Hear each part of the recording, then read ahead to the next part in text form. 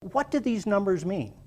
There's a power of 10 in between each one of those numbers, like the Richter scale of an earthquake. So every time you drop one number, it's times 10. So 10 times 10 times 10 times 10, or every single time that you take in a soft drink, especially a cola of any kind, you are 100,000 times more acidic than if you drank the same amount in pure water at a 7. In fact, it will take you 32 glasses, not of pure water, but of the coral mineral water to actually neutralize each and every cola that you drink. Now, I don't know when the last time that you had a cola was, but I'm sure you didn't run right over and take in 32 glasses of water to neutralize that. Okay? And yet that's what we would have to do.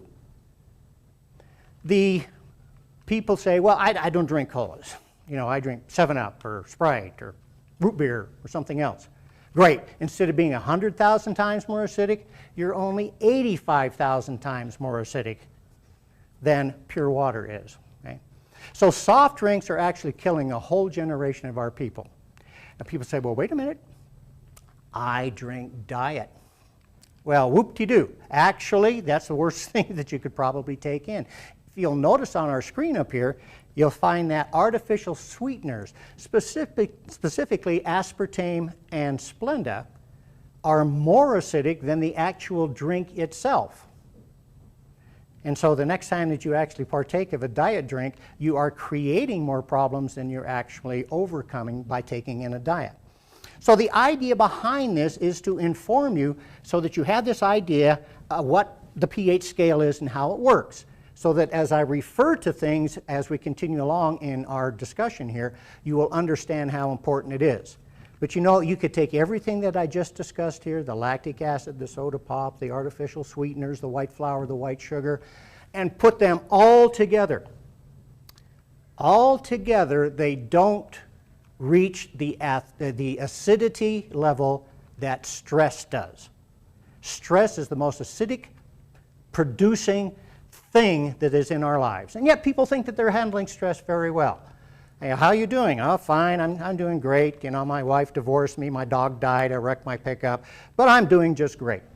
No, if you could see the chemical changes that are taking place within your body like I do, you would realize that this stress has dumped you into an acid pit, and now you've got to get out of that or you're going to suffer some health problems. Okay, well, keep all of this in mind as we go along.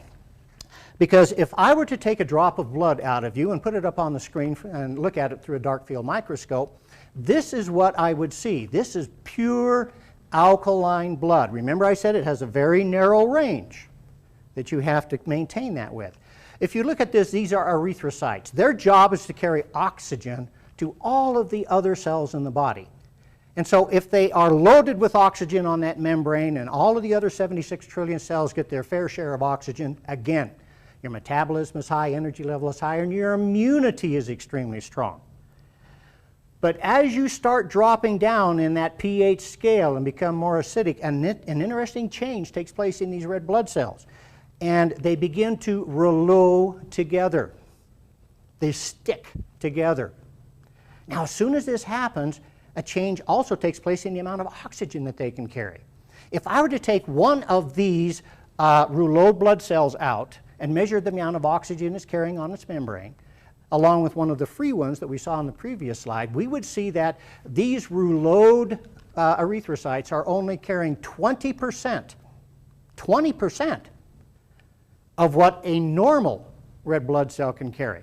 Now that means that you've cut out 80% of the oxygen going to the cells of the body. Remember that 1/4 of your blood supply goes to your brain. Therefore, as soon as you drop down and your body becomes rouleaued and acidic, the brain is one of the first things to suffer. That's why you feel muddled in the afternoon. You would kill for a 4 o'clock nap. It's mainly because you are depriving your brain of oxygen as you go through. So this is one of the first things we look at and are able to tell. What's something else? Well, immunity is extremely strong, as I said before. When you're alkaline, your immunity is very high. When you're acidic, it's very low. We know that 150 different kinds of diseases or chronic conditions are the direct result of calcium deficiency. You say, wait a minute, what's this calcium? Well, calcium is the largest buffer within your body. It's the most alkalizing mineral that we can have. That's why our bones are made of mostly calcium. So immunity is affected as we drop in the calcium level, therefore dropping in the pH level. So we take another little blood sample and we look at that and we say, whoa, look, yeah, this person is acidic. Look at these blood cells. Now you can see a red blood cell up here just for comparison. That's a brand new one. It hasn't had a chance to get acidified yet. We make new red blood cells at the rate of about 2 billion a minute, but they only last for about 120 days. So this is a brand new little baby right here. Now right next to it, you can see 2 white blood cells.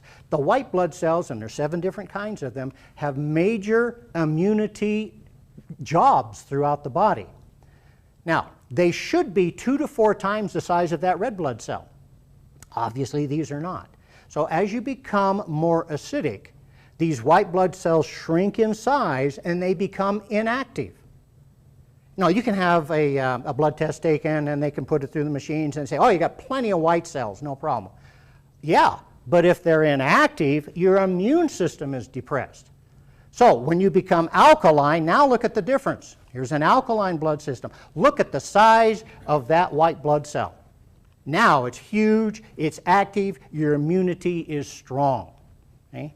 So another big thing about getting the body acidic and staying there. There are certain conditions that will be extremely exacerbated if your body remains acidic.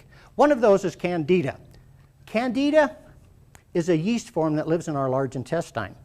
Now it belongs there, we need it. It has a lot to do with the finishing products of digesting carbohydrates. But if we end up, for some reason, getting a lot of antibiotics, such as we've gone through an operation or whatever, we're dealing with skin conditions as a teenager, if we have a lot of white flour and white sugar within our diet, if we are extremely stressed, all of those will allow that Candida to escape from the large intestine, travel through our bloodstream, and then set up home someplace throughout our body, usually in a weakened part where we either genetically are weak or we've had injuries or that type of thing. And then it begins to reproduce because it turns from a yeast form to a fungal form, and now it steals food from the other cells and it gives off toxins that stimulate our pain receptors. And that's why I said earlier, Candida is one of the, it's not the cause totally, but again, it exacerbates fibromyalgia and chronic fatigue syndrome. Plus, it muddles the brain. We're looking carefully at this for things like Alzheimer's, for instance. So this is another kind of condition that can develop if we are acidic. All right, let's take a look at the bones, because everybody knows that calcium makes up the bones. Well, yes. In fact, this is the inside of a shin bone. This bone is perfect. It's got all of the calcium, all of the boron, all of the magnesium. It's got everything in there because this is where the body stores our our ionic organic minerals. Now, as I said before, calcium runs 170 different functions around the body. It's responsible for helping the body overcome or stopping 150 different diseases. Magnesium runs 300 functions around the body. So where does it get it? It takes it out of the bones. Osteoclasts break down the bones, free the minerals into the body, and we use it for all of these functions. And then we're supposed to replace this with high organic, ionic, whole food sources, because that's going to go back into the bones and it's going to replace what we took out. So that's the idea behind it. However, it's like a bank account. If we take more out than we put in, we're going to end up with a condition that is called osteoporosis.